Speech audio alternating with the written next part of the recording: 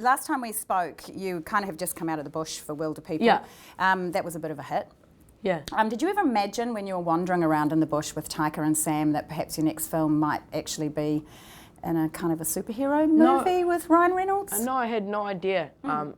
Taika was doing like pre-production for Thor while we were doing that, so I was expecting a call to have a cameo in that, but it didn't. You know, Sam was in it, Colin Holloway was in it, Rachel House was in it. You know, everyone was in it except for me. Like I could have done so much for that film. I could have, yeah. It could have grossed like a lot more money if I was in it, but it didn't. But you're not bitter. Yeah, I'm not bitter. I'm not jealous or anything. No. Yeah, but. But you taught them. Yeah, I taught them. Yeah, so now I'm in this one. Let's hope it beats it. Ooh, actually, it will. talk. Yeah. No, I won't. No, I'm not going to be aggressive. It'll come back to bite me eventually. One day it will. That's how karma works. Yeah. It is. I suspect a few people are going to see Deadpool 2 because I think the first one was quite good. Yeah, it was actually really popular. There was this amazing guy in it called Ryan Reynolds. He's got a beautiful face. Yeah, he does have a beautiful face. Not with the makeup on though. It was terrible seeing him actually with that makeup on. When you saw it for the first time, did you like go? Yeah, it was like just his hands and just his whole face, and when he would peel it off after makeup, or just like he was just peeling off skin. It was disgusting. That does sound disgusting. Yeah. But otherwise, it probably wasn't disgusting working on Deadpool 2, was it? Yeah, no, it wasn't. No, just the catering in the toilets. No, it was amazing. It was especially working with that guy Josh, Zazie Beetz, Terry Crews, got to meet him. Even just looking at the poster, you're the guy to call when you need to start the barbecue. Is that fair? No. No, yeah, I can cook the popcorn for a movie or something. Every time I used to work with the fire, or like I had the dots in my hand, it looked really stupid at the time, and I would make these sounds when I was doing it. And David Leitch, the director, he did like John Wick 1, John Wick 2, Atomic Blonde. He would say, "How does it look?" And I'm like, "It looks really stupid." But I trust you, David. I trust you. And you I did? trust you with your cinematic knowledge. And then getting a chance to see the film, even though obviously you're 15 and Yep. it's 16, you've probably seen. I'll sneak in. You'll sneak in. Have you seen that video of the dudes and they're on each other's backs and they Yes, have I the giant have. trench coat? Yes, That I will have. be me with my friend. Right, will you be on the top or the bottom? I don't know, probably the middle maybe, because there'll be three of us because we're super short. Some of my friends are short. So. But apart from that, there's a little bit of swearing maybe and a little bit of Yeah, violence. it's colourful language. I saw it with Colourful language. Yeah. I use that term, colourful language. I watched it with my mum about 3 days ago, and yeah, she liked it. Yeah, she's sitting right over there. She liked it. Yeah. 5 stars. But yeah, no, the language was pretty hefty in it. So Yeah. I'd look over to her every time there was. Sorry, Mum. Yeah, I'd sort of just gulp and be like, well, the past is the past. You know, gotta let it go. That's very good advice. You're wise for Thank your you. 15 years. It's an extraordinary opportunity for you, and you were able to take part in what is an enormous shoot for something like this. What are your biggest takeaways from a career perspective and a creative perspective for you as a young actor? Yeah, it was really cool because we shot in Vancouver for 4 months, probably my biggest dedication to a film. And it was really cool being able to work with these actors who have been in the industry for so long and have influenced the industry in such a big way, especially Ryan.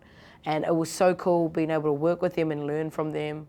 And they were so patient with me, and they invited me, because like Deadpool's by itself, and it's like just his own world, and it's very quirky, and it was really cool to be a part of that Deadpool family, and it's really cool to be a part of that. So in a creative way, it was so cool just to work with them and learn from them. And in the third act, when there's everyone and they're all in their like super suits, and you're like, oh my gosh, this is really cool. You know, I'm right here. I'm here with them. This is actually freaking me out. So I had to pinch myself because I was really intimidated by them. But it was really cool working with them. They were really patient and caring. So I get the sense from you, as I have done over the last couple of years, that you being intimidated by anything is kind of interesting. You have an inner sense of... Well, the dark, zombies and moths. Okay, good to know. I'm intimidated. Okay, yeah, I'm scared by those. Okay, good to know. Note for your next film. I just had a brain fart. Do not want to work with moths. That could be the rider on your next contract. But it is. If you take Wilder People and even shopping, you were so great in that film. What did you take out of working with Taika into working with David? I feel like Ryan and Taika are the same, but David, he's such a physical director. You know, he had a stuntman background, and he loves his action, and it was super cool. It was something different because there was like action in Hunt for the Wilder People, but not as intense as this movie. So it was really cool being able to do something different, but David made it so inviting and made it so much fun. It was just so much fun doing all these stunts. I didn't do all the stunts, But like working with the CGI, he just made it so much fun, and it was really cool to work with him, and he was such a nice guy. Whose idea was it to keep your Kiwi accent? I think it was Ryan and David's. I think when we first met them in LA, I think it was like just after we finished, I did like a bit of the script with Ryan, and they were going to film it to send it off the Fox.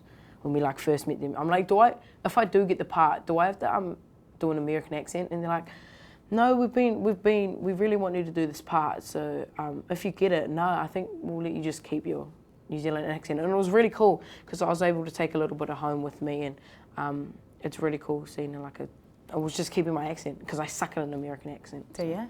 I'm not going. Don't say no. I'm not going to. Of course, I wouldn't do that to you. It's not to me. Yeah, I guess it's one of those things you can take on. But for me, and it wasn't just the fact that I'm a New Zealander, it just gave it a point of difference, which I think was cool. Oh yeah, and Deadpool's all about that. You know, it's all about different people and anti-hero, and there's such these quirky and crazy characters. You know, they're out of the blue, they're sort of out of the box. So it was really cool being able to see that come to life.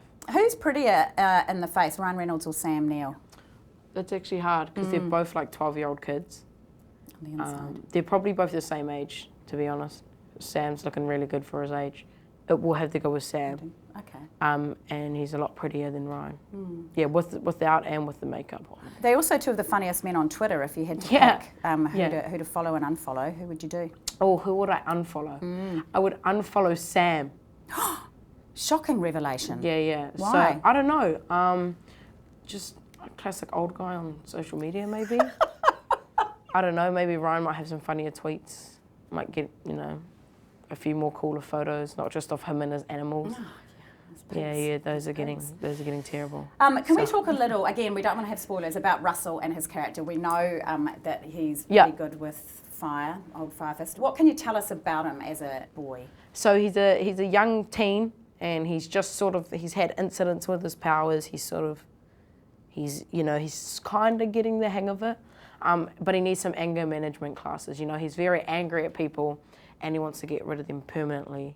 And then Deadpool comes in and messes that all up.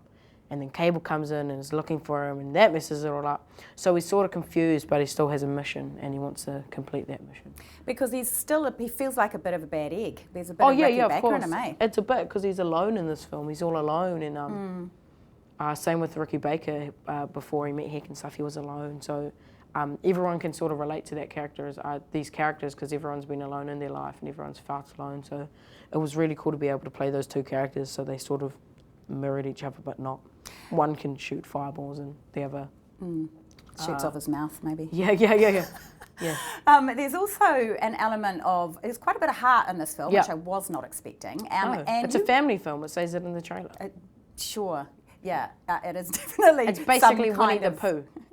Basically Winnie the Pooh. Yeah. If you're 30, I agree. It should be a Disney animation. Yeah, it should be for a number of reasons. Coco. Not Coco. But there is that I wasn't expecting, and a lot of the heart came from you. You've got a good, emotional, almost crying face, haven't you? I feel like those scenes are a lot more like mentally draining and like draining from the stunt and action work, because you sort of prepare for this action work. And I had an amazing coach on set, Andrew McElroy, just an amazing guy, and it was really helped me get into Russell and become this like really angry kid who was really emotional and had so much layers behind him. And it was hard for me to get into that, doing some of these emotional scenes, but he just helped me so much. But yeah, it was really draining, and you felt just so like sad afterwards, because you spend so much time becoming these characters, and then you have this really emotional scene, you just feel really sad for them. But it was kind of cool seeing that coming on the big screen. Oh, of course. Was there an element of that when the shoot finished up and you walked away from it? Did it feel like I was glad to get out of that place. But we shot in Canada, so actually that was kind of a bit of a... No, I was really sad. We made all these bonds with people, and it was on such a bigger scale than Hunt for the Water People. We met so many new people, and it was sad to leave the cast and say goodbye to all the crew. But yeah, no, it was really sad, but you got to do what you got to do. Yeah, I can't stay there forever. I got to come home at one point. That is. How does one keep it real at your age when you're off? Mum, dad, family, siblings, cousins. They all make sure I don't get a big head. They sort of just pop it when it gets too big. But no, it's really cool having family who support you, and you just got to be yourself. That's what Ryan and all of the other cast taught me. You got to be yourself, because there's so many fake people. That sounds really like harsh, but there's a lot of fake people in the industry. So you got to stay true to yourself, because those are the people who really become successful. So what's your view of what successful means? How would you describe it? I feel like it's making like a difference in the world, on like respecting people, and because you can't earn respect without respecting other people. Like just changing the world, I think, is success, and I want to change the world in a good way. Yeah, I want to be successful like that. That's good. And I want to be an actor, not a child actor, or not. I want to be a serious actor, because I love that working here. They treated me like an actor. They didn't treat me like this kid on set. It was really cool how David was like that, to work with me, and he saw me as an actor, not like a child actor. When you have something like Wilder People, and you make a little film in New Zealand, and then all of a sudden it's Empire's #1 film of the year, and it becomes that. How does that formatively change how you view what you want to do next? Obviously it launched you, but will you always look back at Wilder People and go, cheers, mate? Yeah, oh yeah, of course. Yeah. No, it was such a big film for me at the time, and opened so many doors to do this film, because Ryan saw it. That's how he saw me, and then because he knew Taiki, was like, who's this amazing, brilliant kid, amazing smile, just all around charmer. That's actually what was in the email. No, it opened so many doors, and I actually had an interview with Taika the other day where he was interviewing me. It was the worst interview. Oh, is he terrible at it? But he was like, all thanks to you, I'm the eagle, you're the wind under my wings. But you still owe your career to me. And I said, thanks, Taika. Thank you, Papa. Right. It was really cool. An actor always has that breakout movie, and that's definitely Hunt for the Wilder People. So I really appreciate the opportunities it's given me. So when perhaps Deadpool makes quite a lot of money at the box office... Which it will. Which it will. There'll be another conversation with you interviewing Taika, maybe the other way around. Yeah, maybe. Yeah. Maybe I'm the eagle and he's the wind. Maybe he's already peaked and it's all just downhill from here. Oof, God, this is that's I'm joking. I'm joking. No, I want to work with him again though. It was really awesome working with him. And Hunt for the Wilder People, so I really want to work with them again. On something different, maybe. Spooky, both of you are just swimming around the superhero universe. Yeah, like we're sitting on that train of success, and we're just riding it to sunset. But no, swimming around in this pool of amazingness. You're 5 or 6 years old. Was there any superhero you genuinely did kind of look in the mirror and see yourself as? So I used to always go watch the movies as a kid. Yeah. With all my mates and stuff, X-Men movies, the Avengers movies. Yeah, I saw myself as a superhero, but to be honest, all these superheroes are like really muscly guys who are chiseled. And I would look in the mirror and I'd be like, man, that's not me. But it was still being super cool to have like people you could look up to. And I used to look up to these superheroes, so it was really cool just being able to relate to someone. The idea that we have this Hollywood considers a plus-size superhero. And it was really cool. As I said, Deadpool's such its own quirky thing, and it's different, and it's out of the box, and it's not following the rules of what a superhero should be, And it was really cool because my whole life I've always, I wanted to be a superhero, play a superhero, but there was never a superhero that I saw in film that looked like me or was like me. And it was really cool to be able to bring the superheroes, this Russell Firefist to life.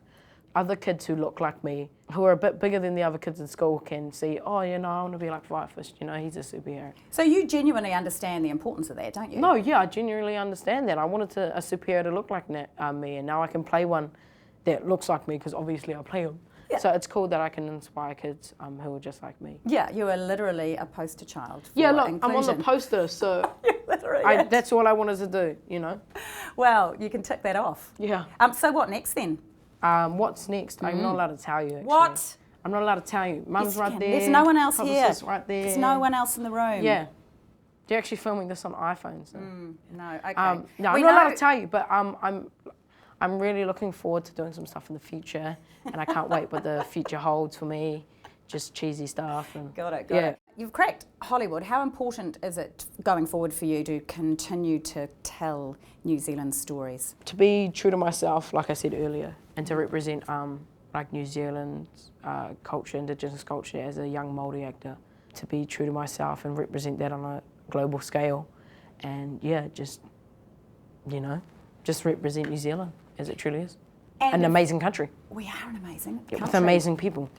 If you could name one or a couple of people that you find inspirational, whether in your personal life or more publicly, actors, filmmakers, or anyone personally, who would it be? It would be my nana, my grandmother.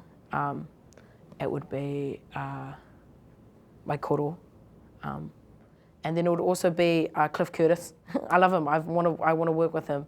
And then it'll probably be my parents, my dad and my mum, because my dad worked so hard to provide for our family, and then mum's just an amazing mother and raised us to be an awesome person.